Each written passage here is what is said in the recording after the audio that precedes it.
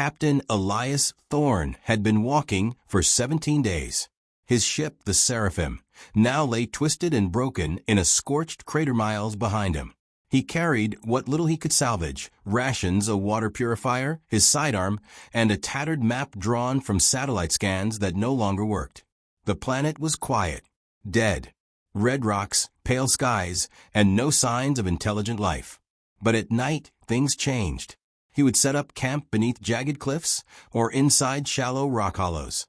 And as darkness fell, so did the silence. Faint rustling, like dry leaves scraping across stone. Low clicks, sometimes soft breathing, always just beyond his vision, just far enough to be dismissed as imagination. But he knew better. Something was out there. Every morning he found his camp untouched until the 23rd night. When Elias awoke, the first thing he noticed was the empty space where his backpack should have been. Gone, vanished without a trace. No footprints. No drag marks. No signs of wind. Just gone. That night he didn't sleep. He laid in his makeshift bedding, body still, eyelids lowered just enough to see. The fire he'd built crackled low, casting long shadows along the canyon wall. Hours passed. Nothing.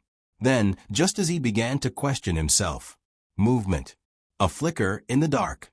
Something low to the ground, creeping.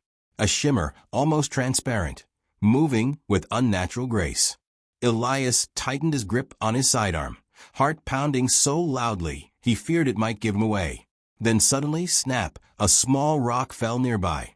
He didn't move. The thing came closer. The firelight caught the edge of something. Long limbs, smooth skin that seemed to ripple like water. Large black eyes. A face without a mouth. Elias opened his eyes fully, sat up with a jolt, and was grabbed by the ankles. It happened in an instant. A jerk, a drag, and he was sliding across the cold ground, the firelight spinning above him. He shouted, kicked, fired his weapon wildly, but the shadows didn't flinch.